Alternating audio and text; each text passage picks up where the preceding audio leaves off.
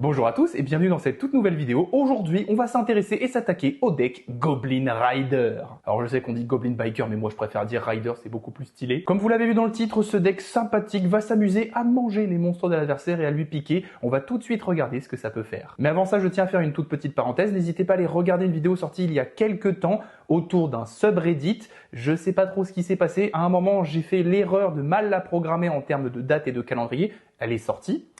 Il y a eu 20 vues, un truc comme ça, et je l'ai tout de suite remis en privé, sauf que quand je l'ai republié récemment, ça a mis qu'elle était sortie il y a un mois. Et donc, nombre d'entre vous l'ont certainement pas vue ou n'ont pas eu la notification, parce qu'elle a été considérée par YouTube comme une vidéo datée ou anti-datée. Donc voilà, n'hésitez pas à aller la voir, je vous mets le lien par-ci par-là, c'est sympa, c'était plutôt chill. J'ai un peu surfé sur un subreddit spécial Yu-Gi-Oh! Et on a vu des trucs plutôt cool, donc n'hésitez pas à les regarder et surtout à me faire votre retour si vous aimeriez bien d'autres vidéos de ce genre. Bref, comme vous l'avez peut-être deviné, cette vidéo s'inscrit dans la lignée de contenu autour des deck challenge. Je vous remets d'ailleurs le listing de tous les decks et les mécaniques de deck que j'ai trouvé pour le moment. On a du boulot avant de tous les présenter, ces decks. Pour le moment, on en est seulement au 3e, mais ne vous inquiétez pas, il y en a de nombreux qui sont déjà construits ou en cours de construction. J'attends tout particulièrement la team de cette fin d'année qui va certainement beaucoup m'aider. Bon, on va tout de suite passer au deck et je vais arrêter de blablater. Je vais vous présenter la decklist. Comme vous pouvez le voir maintenant, j'ai des sleeves classiques. Je n'aurai plus de belles sleeves dans les vidéos. J'ai décidé de tout sleever pareil. L'extra deck est en blanc, le main deck est en noir. Maintenant, ce sera le code que vous devez connaître. Et bon, on va s'attaquer tout de suite au Goblin Rider. C'est donc le deck anti-Xyz par excellence qui commence avec Doug, le chargeur des cavaliers gobelins, des gobelins motards. Pour être très exact, d'ailleurs, je risque de donner à cet archétype beaucoup de noms différents. Ne m'envoyez pas. Bien entendu, vu que c'est un starter, on va le jouer en x3 et c'est une des meilleures cartes du deck. Après, il y en a une qui est encore mieux, qui n'est pas archétypée, mais on y viendra un peu tout à l'heure. Pour continuer dans la famille Gobelin, on va jouer un seul petit clater, le bruyant des gobelins motards. Lui, c'est un monstre qu'on va aller chercher en fin de combo. Lorsqu'il est invoqué spécialement ou normalement, on va pouvoir reborn un de nos gobelins dans le cimetière. Et pendant le tour adverse, ce qui est intéressant, c'est qu'il peut se reborn du cimetière en détachant un matériel Xyz d'un monstre sur le terrain. Retenez bien ça. Si jamais il y a un deck Xyz en face de nous qui a déjà joué, c'est Byzance, on peut faire des trucs un peu gratos, c'est plutôt cool. On continue cette petite decklist avec Mine, l'impitoyable des gobelins motards. Alors elle, tout simplement, lorsqu'elle est invoquée spécialement, elle nous permet de spé un autre gobelin tout de suite derrière depuis notre main. Donc ça, c'est tout simplement pour start notre combo avec nos petites X6-3. Donc on va la jouer en 2 fois. C'est les ratios à peu près corrects pour cette carte. Et pour terminer avec les monstres de l'archétype, on va jouer en x1, boum, l'éclair des gobelins motards. Lui, il a un effet à peu près similaire que le second qu'on a vu précédemment avec Mine. Il peut tout simplement, une fois par chaîne, durant la main phase, s'il est dans notre cimetière, détacher un matériel X d'un monstre sur le terrain et se reborn tout simplement sur le terrain. Donc ça c'est x1 et voilà, vous avez le petit packing des monstres de l'archétype cavalier gobelin, gobelin motard. Décidément, va falloir que je m'y fasse. On va passer du coup du côté des magies et pièges avec celle qu'on veut le plus en starter, c'est tout simplement l'entrée fracassante des gobelins motards. Donc vous voyez là la petite Diable Star avec Populus sur son épaule, c'est normal, ça fait partie du même lore, on en parlera peut-être un moment sur la chaîne. Mais voilà, cette carte nous dit ajouter un monstre gobelin depuis notre deck à notre main, donc c'est bien évidemment un starter à ce niveau-là. Mais ce qui est intéressant, c'est que tout de suite derrière, on peut appliquer l'effet suivant, détacher un matos X6 d'un monstre sur le terrain, et si on le fait, invoquer spé un monstre gobelin de max niveau 4 depuis notre main. Et rassurez-vous, c'est pas la seule magie qu'on va jouer, on va jouer aussi la teuf fracassante des gobelins motards, j'aime beaucoup le nom des cartes. Une petite magie continue plutôt sympa qui va aider à l'OTK. Tous les gobelins qu'on contrôle gagnent 300 points d'attaque pour chaque gobelin qu'on contrôle, donc rapidement, si on en a 5, ça fait plus 1500, c'est plutôt strong. Elle nous permet aussi de mener une deuxième invocation normale d'un monstre gobelin pendant notre tour, et derrière on a la possibilité d'activer un dernier effet. On peut cibler 2 monstres gobelins qu'on contrôle, et soit on fait devenir le niveau d'un des monstres le niveau actuel de l'autre, soit le niveau des deux devient la somme de leur niveau d'origine. Donc si on a 2 monstres de niveau 3, ça devient des niveaux 6. Par exemple, Béatrice. On peut jouer Béatrice, coucou. Je l'ai pas fait, mais c'est une possibilité dans le deck. Et pour terminer avec les cartes de l'archétype, on va finir avec la ruée fracassante des gobelins motards, une piège continue. Elle nous permet tout simplement la résolution de son effet de Xyz, c'est quand même pas trop mal. Et en bonus, surtout, elle nous permet de negate un effet de monstre. N'hésitez pas à mettre sur pause si les effets vous intéressent pour les lire. Et voilà, vous avez le contenu de l'archétype gobelin motard, le ratio que j'ai choisi de jouer, inspiré encore une fois d'une vidéo de El Exordio del Duelista. Je vous remets le lien dans la description parce que c'est toujours très intéressant de voir leur combo, leur façon de faire, mais aussi comment est joué le deck. Vous avez aussi les statistiques, etc. Mais voilà, je francise un peu tout ça. On a donc un engine composé de 12 cartes et on va tout de suite passer deuxième engine présent dans le deck sur les 3. Et ouais, c'est un bon gros kebab. Deuxième archétype présent dans le deck, je pense que certains vont s'en douter avec le niveau des gobelins, vu que c'est niveau 3, et ben on a que 2 autres archétypes qui fit très bien avec eux. Pour commencer, on a la Fierté d'Or, tout simplement, cette petite exclue TCG bien sympathique. Nombre d'entre vous doivent déjà connaître, mais tant que nos points de vie sont inférieurs à pouvoir spé cette carte, et après, en effet rapide, elle nous permet de synchroniser n'importe quand, pendant le tour adverse par exemple. Ça pourra avoir son importance, vous verrez le handboard de l'archétype, mais bien entendu que Léon, pour le moment, ça se joue en 3 exemplaires. Qui dit Léon, certains sans doute, il est forcément accompagné de sa capitaine Kari, la petite starter de l'archétype. On la joue en x2, cette petite capitaine Kari. Côté magie et piège, justement, avec Kari, on peut aller chercher Fierté d'Or la prochaine fois peut-être. Donc si on n'a pas Kari, déjà, on va l'activer, payer des points de vie égaux à l'attaque du monstre qu'on va aller chercher, donc 900 pour Kari pour la spé derrière, et elle va nous permettre d'aller chercher le piège qui nous intéresse pour faire une petite interrupt pendant le tour adverse. Du coup, on fait la prochaine fois peut-être, on va chercher Kari, on la spé, et avec Kari, on va chercher démarrer vos moteurs. Tout simplement parce que c'est une interrupt pendant le tour adverse qui nous permet, lorsqu'il invoque normalement ou spécialement un ou plusieurs monstres, de cibler un de ces monstres, révéler 3 monstres Fierté d'Or depuis notre deck, l'adversaire en prend un au hasard, on va le spé, on mélange les cartes restantes dans le deck, puis on détruit le monstre ciblé, surtout. Donc ça nous fait 1+1, l'adversaire ça lui fait 1-1, c'est plutôt intéressant. Niveau ressources Fierté d'Or, on est largement bon dans les stats parce qu'on aura max un Léon et une Kari, donc il nous en restera 3 dans le deck. On va prier pour pas avoir une pioche dégueu, mais ça c'est pas impossible. Donc voilà, vous avez le petit ratio de Fierté d'Or dans le main deck, ça nous fait 7 cartes au total, et on va tout de suite passer au troisième et dernier archétype. Gobelin Motard, Gold Pride, et pour certains, vous savez très bien, c'est suivi de quoi quand on dit Gold Pride? Eh bien c'est tout simplement Punk. Donc on va commencer avec The Amin, le starter du deck. C'est intéressant de les coupler parce que eux demandent de payer des points de vie pour s'invoquer spécialement, et les Fiertés d'Or, si on en a moins que l'adversaire, ils vont se spé, donc c'est plutôt gratos. Encore une fois des niveaux 3, ça nous aide à starter nos combos, à faire nos Xyz, on se rappelle de ça. Donc elle, c'est aussi une norme dépendant, on va la jouer en 2 exemplaires, on paye 600 points de vie et on peut aller tuto un monstre Punk depuis notre deck à notre main. Une des cibles intéressantes, ça peut être tout simplement Ukyo, Punk, Sharakusai. Donc lui, on peut payer 600 points de vie pour faire une fusion avec lui, ou sinon, en effet rapide durant le tour de l'adversaire, on peut payer 600 points de vie pour faire une synchronisation. Donc lui, c'est vraiment la porte de notre extra deck Punk, même s'il n'est pas très énorme, il a le mérite d'exister. On va jouer en un seul exemplaire, bien sûr. Une des autres cibles de Ziamine qui est très intéressante, c'est tout simplement la Mélodie du Renard. Elle, lorsqu'elle est dans notre main, on peut sacrifier un monstre Punk, donc par exemple Ziamine, l'invoquer spécialement, et tout de suite derrière, on peut envoyer une carte depuis notre main ou terrain au cimetière. Puis si on le fait invoquer spécialement monstre Punk, un monstre de niveau 8 exclu depuis notre deck, on va la jouer en 2 exemplaires, ça peut nous permettre de nous sortir de certaines situations, ça peut nous permettre de spé justement le monstre qu'on a vu précédemment, de faire une fusion, de nous sortir de certains problèmes.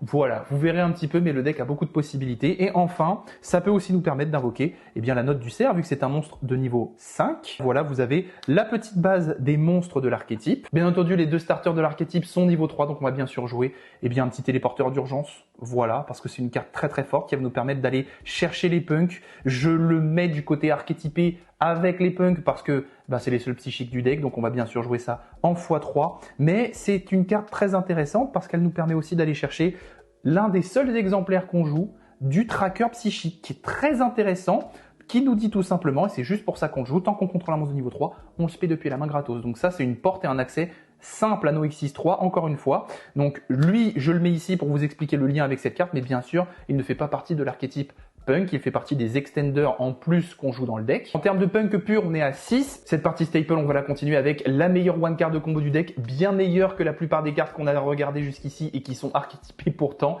c'est le Guide des Enfers.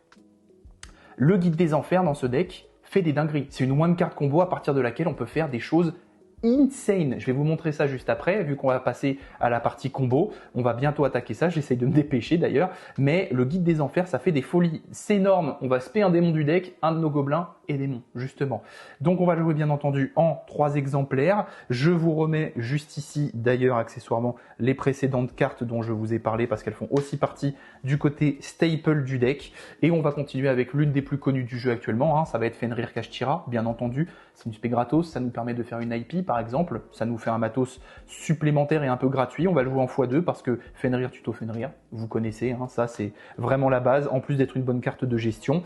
On continue en termes de staple avec 2 talents des triples tactiques parce que si jamais on se fait interrupt par une entrap, on va aimer piocher. Si on est vraiment très très bien et qu'on se fait interrupt, eh ben on va aimer enlever une carte à l'adversaire de sa main. Voilà, TTT c'est vraiment une très très bonne carte. Moi je la mets en x2 là dans la liste, exactement comme la vidéo de El Exordio del Duelista. Je suis tout à fait d'accord avec leur build. Pour continuer, bien entendu, vous avez vu que Léon est un guerrier, donc on va essayer d'ajouer un petit renfort de l'armée. Et pour terminer, et ça c'est la petite tech card que j'aime beaucoup, c'est un petit Omni blindé Xyz. Ça nous prend de la place en extra, mais il y a une bonne raison pour ça. Ça peut être une bonne interrupt pendant le tour adverse. Donc voilà les staples du deck. Il y en a 13, très exactement, et honnêtement, celle-ci c'est la meilleure. Vous verrez tout de suite après pourquoi. Mais on va finir par les petites end-traps très rapidement. Honnêtement, je vais pas trop m'attarder, il y en a tout simplement 6. On a comme d'habitude bien entendu 3 H, parce que c'est une des meilleures end-traps du jeu.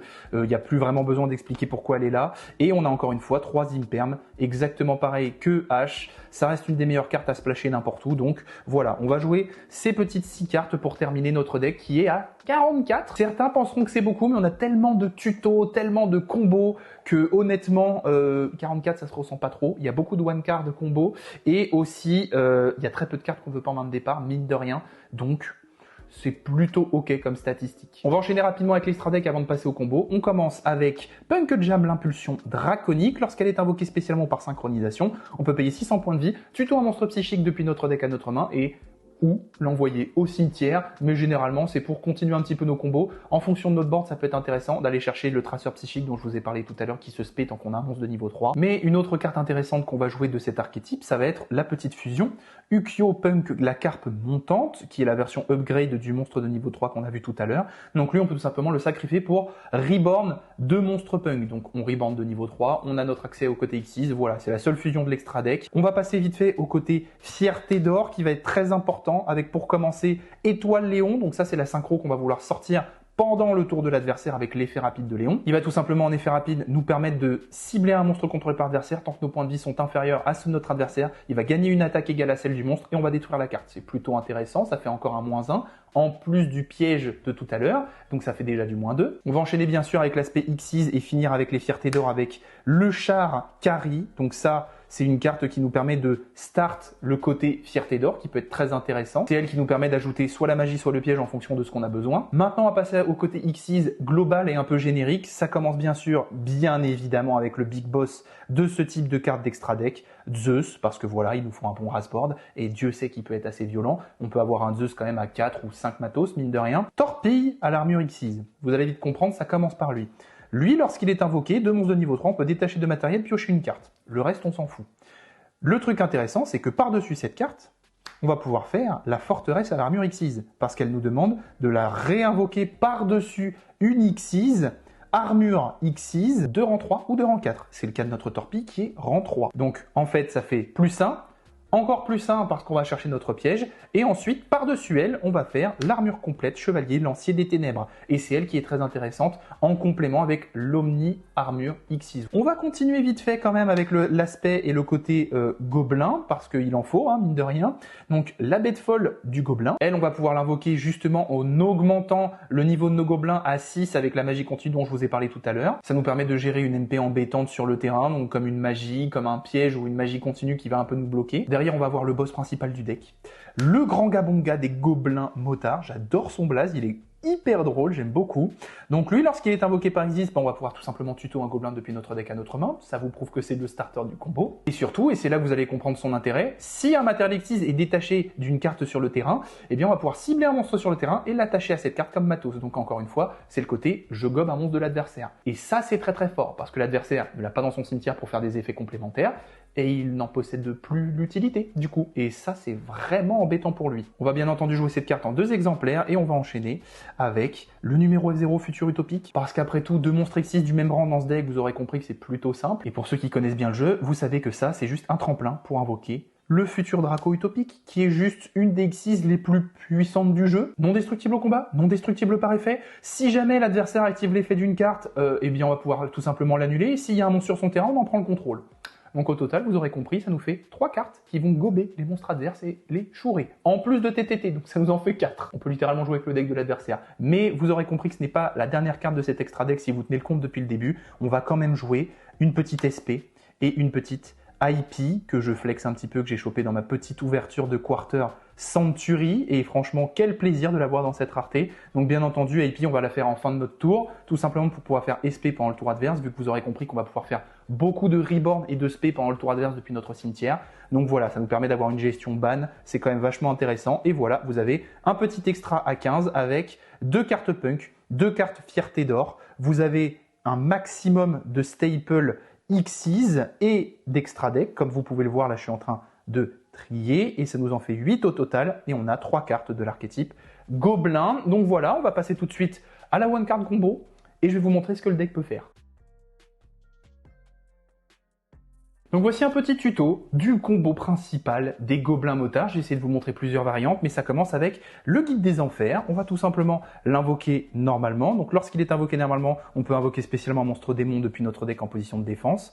Donc ça va être mine, on va bien entendu annuler ses effets, c'est normal. Tout de suite derrière, on va superposer ces deux monstres pour faire notre petit Gabonga, c'est très important. Lorsqu'il est invoqué spécialement, il va nous permettre d'aller chercher un petit Dug. Dug, je vous le rappelle, il a un effet. Lorsqu'il est dans notre main, on va pouvoir détacher un matériel X6 d'une carte sur le terrain. Il faut absolument détacher mine, c'est très important pour la suite du combo. Ça va l'envoyer au cimetière et on va pouvoir tout simplement invoquer notre Dug. Lorsqu'il est invoqué de cette manière, on va pouvoir les tuto une magie et piège de l'archétype. Comme je vous l'ai dit, l'une des plus intéressantes, ça va être l'entrée fracassante des Gobelins Motards. À l'activation, elle va nous permettre d'aller tuto un petit monstre de l'archétype. Donc vous aurez bien compris, on va aller chercher Clatter. Et en résolution tout de suite derrière, eh bien, on va détacher un matériel Xyz d'un monstre sur le terrain pour tout de suite invoquer le monstre qu'on vient d'aller chercher. L'entrée fracassante va terminer au cimetière et là on va faire effet Clatter, ça va nous permettre tout simplement de reborn mine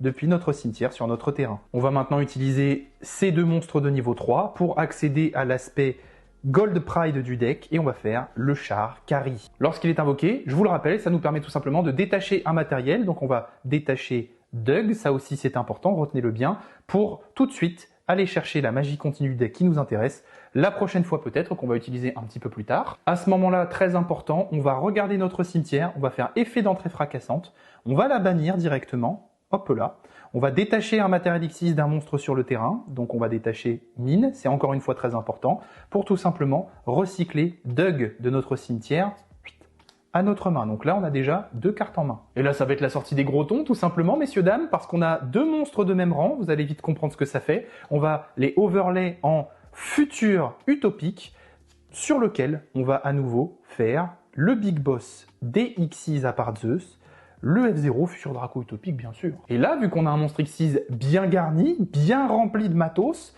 on va pouvoir faire l'effet de mine dans notre cimetière, qui va nous permettre de détacher un matériel X6 d'un monstre sur le terrain, hop là, pour se réinvoquer encore. Et c'est là où ça devient intéressant, vous vous souvenez, Dug qu'on a rajouté à notre main grâce à l'effet de la magie, eh bien on va faire effet mine, on va pouvoir tout simplement invoquer un monstre gobelin depuis notre main sur le terrain. Hop là. Et c'est là où ça devient intéressant, parce que du coup vous avez vite compris qu'on va refaire encore une fois une petite X6-3, et cette fois-ci on va partir sur le côté armure X6 avec la torpille dont je vous ai parlé tout à l'heure. Donc on va effectuer son effet, on va détacher les 2 matos qu'elle a et on va tout simplement faire un +1 aléatoire cette fois-ci pour que je vous montre le combo. Donc ça nous fait déjà une carte supplémentaire dans la main. Derrière, je vous l'ai expliqué pendant la petite decklist, on va pouvoir overlay et faire la forteresse à l'armure X6.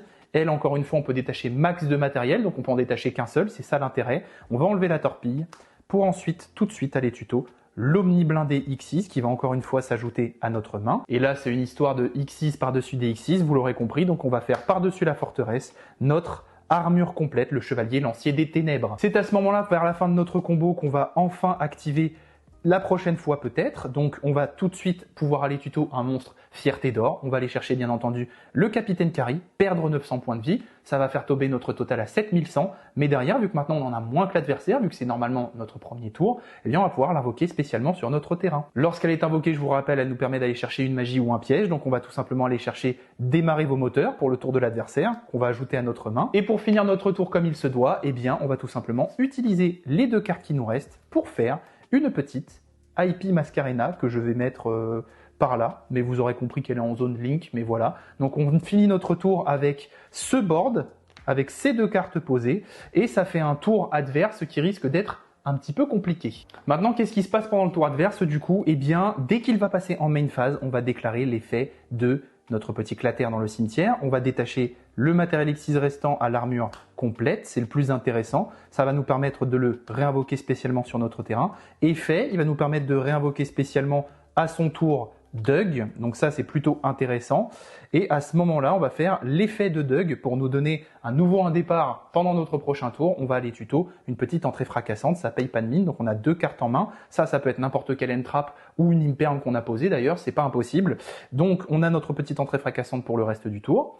Au moment où l'adversaire va faire quelque chose, on va tout simplement décider d'activer notre Omni blindé Xyz. Ça va nous permettre d'overlay ces deux-là pour faire à nouveau un grand Gabonga. Ça nous permet de faire son effet pour tuto un monstre gobelin depuis notre deck à notre main. On va aller tout de suite chercher Boom l'éclair. Pourquoi Boom? Eh bien tout simplement parce qu'une fois par chaîne durant la main phase, si elle est dans notre main, on va pouvoir détacher un matériel X6 d'un monstre sur le terrain pour l'invoquer. Vous allez vite comprendre l'intérêt. Ça va nous permettre de détacher un matos du grand Gabonga si l'adversaire fait quelque chose, de tout simplement invoquer Boom, et on va dire que l'adversaire a un monstre sur son terrain, eh bien on va lui prendre son monstre et on va l'attacher. Donc on mange déjà un monstre, donc ça c'est déjà un -1. Ensuite on va faire l'effet de l'Omni blindé Xyz dans notre cimetière. On va la bannir au moment où l'adversaire va faire une action pour attacher la forteresse à notre armure complète. Ça va lui faire gagner un très gros boost d'attaque. Et en plus de ça, eh bien, vu qu'il y a quelque chose qui lui a été attaché, on va encore une fois manger une petite carte à l'adversaire supplémentaire. Je vais les symboliser par des cartes comme ça, slivées. Donc là, on a déjà enlevé 2 cartes à l'adversaire pendant son tour, donc il n'aura plus du tout l'utilité, même pas dans son cimetière. Si jamais il fait encore autre chose, n'oublions pas qu'on a IP. Avec le petit boom qu'on a eu gratos en quelque sorte, eh bien, on va link ces deux-là. On va faire tout de suite notre petite SP. SP, ça va faire encore un -1 à l'adversaire qui va être banni, voire même encore derrière un -2 parce qu'on va la bannir elle-même et une carte sur le terrain de l'adversaire qui est dérangeante. Donc avec elle, ça fait déjà du -2 pendant son tour, donc on est déjà à -4. On a toujours la petite negate de notre futur Draco utopique, plus le fait de piquer un monstre à l'adversaire, donc ça fait déjà du -6. Et là, vous vous dites que c'est déjà pas mal, mais c'est pas fini, parce qu'il nous reste démarrer les moteurs. Et ça nous permet, si l'adversaire invoque Normus P, n'oubliez pas, eh bien on va pouvoir cibler un monstre et révéler 3 monstres fierté d'or. Donc jusqu'ici, lequel on n'a pas, je vous le donne en 1000. Celui qu'on n'a pas encore eu du tout de cette game avec cette one card combo, eh bien c'est Léon. Donc on va lui révéler 3 Léons. On va directement remélanger 2 dans le deck et invoquer spécialement celui qui a été pris au hasard. Et bien entendu, à l'invocation, eh bien on va pouvoir faire effet pour ramener la capitaine Carrie sur notre board. Et là, qu'est-ce qui va se passer? Eh bien il reste encore une petite interrupt, messieurs, dames, parce qu'avec ces deux-là, n'oublions pas l'effet de Léon, il va nous permettre de synchro pendant le tour adverse et de sortir notre cher Étoile Léon. Étoile Léon, on n'oublie pas que lorsqu'il est invoqué, on va pouvoir, si nos points de vie sont inférieurs à ceux de l'adversaire, lui faire gagner une attaque à un monstre sur le terrain de l'adversaire et derrière le détruire. Donc encore une fois, ça fait un -1 supplémentaire à l'adversaire, mais cette fois-ci qui est détruit. Et en plus de ça, on n'oublie pas que le piège fait aussi un -1 en détruisant le monstre ciblé après qu'on ait cherché nos Léons. Donc ça fait encore un -1. Donc là, au total, si vous avez bien compté, on en est déjà à -8. On a gobé 2 monstres adverses, on en a détruit 2, on en a banni 2, donc c'est quand même beaucoup. Et en bonus, à lui tout seul, futur Draco utopique va en piquer un supplémentaire, voire en annuler un différent. Donc c'est vraiment beaucoup trop fort. Ça nous fait au total 8 interrupts pendant le tour adverse. Et dites-vous que en petit bonus, à la fin du tour, eh bien, le Léon qu'on a fait va retourner à notre extra deck et ça va nous permettre de draw une carte aléatoire supplémentaire. Donc dites-vous que on a notre entrée fracassante pour le début de notre tour et 2 random cards qu'on a eu grâce à nos petites draws. Et voilà, c'est le combo principal avec juste la guide des enfers, c'est ça qui est fou. J'ai pas trop le temps malheureusement, sinon la vidéo va être trop longue, de vous montrer d'autres lignes de combos. N'hésitez pas à aller vous renseigner sur YouTube. Il y a 5 combos principaux, je crois, pour commencer avec le deck. Donc il a vraiment beaucoup de versatilité. Il peut s'adapter à beaucoup de situations. Voilà, écoutez, on passe tout de suite au petit crash test. Là, notre but, ça va être d'accéder facilement à notre première X6-3. Donc, pour ce faire, on va d'abord commencer, vu qu'on l'a dans la main, par la prochaine fois peut-être. Ça nous permet, lorsqu'elle est activée, de tuto un monstre fierté d'or et de perdre des points de vie égaux à son attaque. Donc, bien évidemment, vous aurez compris, vu qu'on a Carrie dans la main, qu'on va tout de suite aller chercher Léon. On va perdre 1500 points de vie, mais c'est pas très grave parce que ça va nous permettre de spé gratuitement Carrie et Léon. Donc c'est ce qu'on va faire, on va spé Carrie. On va donc bien évidemment activer son effet pour aller chercher notre petit piège, démarrer les moteurs. Donc ça commence différemment, mais vous l'aurez compris, c'est pour un souci de main. On va ensuite spé Léon parce que c'est totalement gratuit. Donc rien qu'avec une carte déjà, on a un bon début de combo. Histoire de cycler le deck et de bait de la entrap, on va bien évidemment faire renfort de l'armée, on ne sait jamais. Et là, si ça passe et vu qu'on l'a déjà dans la main, notre cher Doug, eh bien on va aller chercher un petit boom parce qu'il est guerrier lui aussi. On a déjà un Léon, donc là c'est plutôt intéressant d'avoir cette carte qui nous permet de se spé depuis notre main. Et là on va commencer nos petits combos débiles. Donc on va commencer par overlay ces deux cartes et jouer le Grand Gabonga, notre starter. On va tout simplement activer son effet et aller chercher la carte la plus importante qui nous manque actuellement. Ça va être notre très cher, hop là, mine. N'oublions pas que mine est très important pour notre combo parce qu'on peut la faire deux fois. Je vais vous mettre ma main un petit peu plus visible juste ici pour que vous compreniez ce qui se passe. Du coup, on vient d'ajouter mine dans la main. On va faire l'effet de Doug, tout simplement parce que c'est le plus intéressant. On va enlever, je pense, peu importe de toute manière, on va enlever tous les matos, Léon. Ça va nous permettre d'invoquer spécialement Doug. On va activer son effet pour aller chercher directement une entrée fracassante des gobelins motards. Hop, j'ai un petit peu avancé pour que ce soit pas trop long, bien entendu, que je cherche pas dans mon deck trop longtemps. Derrière, on va bien évidemment jouer l'entrée fracassante. Et à ce moment-là, au vu de la main que j'ai actuellement, vous vous doutez bien qu'on va aller chercher le seul gobelin motard qui nous manque pour le moment, ça va être Clatter.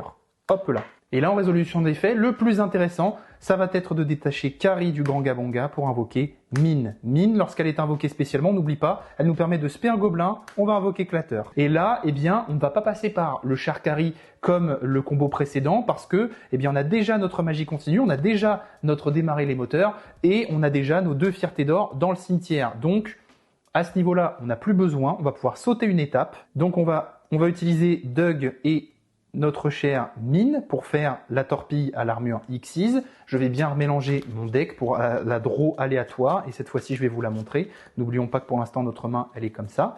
Hop, on coupe, paf paf. Donc là on va détacher de matos, hop, hop là, et ça va nous permettre de draw une carte. Bon bah ça c'est du bénéf, très bien. Ensuite on va tout simplement overlay en forteresse à l'armure Xyz. On va faire son petit effet pour détacher.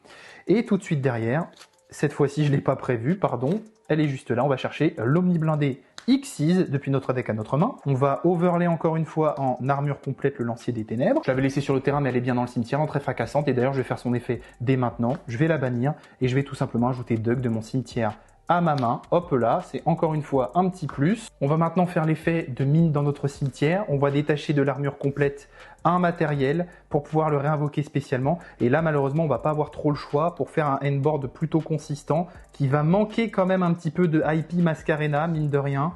Eh bien, on va devoir faire, je pense que le mieux, c'est quand même de faire, hop là, un petit char Carrie qui va pas nous servir à grand chose, malheureusement, parce qu'on a toutes les cartes fierté d'or sur le terrain ou dans la main, mais elle va surtout servir à overlay deux monstres du même rang. Hop, on va les mettre au cimetière, nos cartes précédentes, et ça va nous permettre de sortir Futur Utopique, puis Futur Draco Utopique, qui va avoir beaucoup de matos, et ça c'est plutôt intéressant, ça va nous permettre de faire nos effets pendant le tour adverse. Voilà du coup la main qu'il me reste. Bien entendu, on va poser l'Omni blindé Xyz, on va poser démarrer les moteurs, et on va terminer notre tour là-dessus, parce que je pense que c'est tout simplement le plus intéressant qu'on puisse faire actuellement. Donc voilà, c'est quand même pas mal, même s'il nous manque le côté IP SP, qui va quand même priver l'adversaire de deux cartes, en bannir une et en bannir une temporairement, eh bien on a quand même une gestion assez intéressante, au total de 2 destructions. On a 3 manches-cartes, en quelque sorte, même si ça, c'est pas vraiment un manche-carte vu que ça va pas être attaché en matos, mais une prise de contrôle, en tout cas, c'est assez intéressant. Et on a toujours une hache. Donc, on a quand même une gestion, grosso modo, en moyenne de 5-6 cartes. Ça dépend des entraps qu'on a dans la main. Si on avait une imperm, on aurait 7 cartes en gestion. Et niveau starter pour repartir au tour d'après, on a 3 cartes en main. Donc voilà, j'espère que cette vidéo vous aura plu, que le deck aussi. Moi honnêtement, j'ai vraiment très hâte de le tester IRL, ça va pas tarder avec des potes. Encore une fois, comme je vous le disais, le côté punk, je vais peut-être le couper un petit peu. La mélodie du renard et celle du cerf, je ne vois pas trop l'intérêt de les avoir dans le deck, ça prend 3 emplacements. Est-ce que c'est pas mieux de rajouter 3 entraps? Dites-moi ça dans les commentaires. En tout cas, j'espère que ce petit deck challenge que je me suis lancé vous plaît. Je vous remets encore une fois la liste avant la fin de cette vidéo. Vous aussi, essayez de le faire chez vous si ça vous intéresse, même si c'est un très gros budget. Moi, je me suis beaucoup organisé et j'ai décidé de me concentrer seulement sur le jeu. Donc voilà, je pense que ça va être beaucoup plus simple maintenant. J'ai pas mal de decks encore à vous montrer. Le prochain sur la liste, normalement, ça devrait être un petit deck lien. Eh bien, si ça vous a plu, n'hésitez surtout pas à vous abonner, à activer la petite cloche, à liker cette vidéo et surtout à la partager. Je vous dis à très bientôt dans une prochaine vidéo. C'était Skiffer.